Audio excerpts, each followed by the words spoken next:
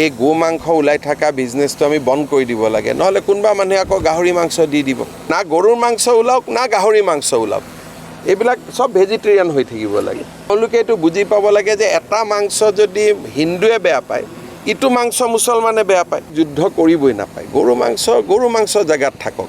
গৰু মাংস নামঘৰ মন্দিৰত আহিলে কোনোবা দিনা নামঘৰ মন্দিৰৰ মানুহে গৈ মছজিদত গাহৰি মাংস ৰাখি দিব। এই গো মাংস ওলাই থকা বিজনেছটো আমি বন্ধ কৰি দিব লাগে, নহ'লে কোনোবা মানুহে আকৌ গাহৰি মাংস দি দিব। সেইকাৰণে যোনে কৰে তেওঁলোকে এইটো বুজি পাব লাগে যে এটা মাংস যদি হিন্দুৱে বেয়া পায়, ইটো মাংস মুছলমানে বেয়া পায়।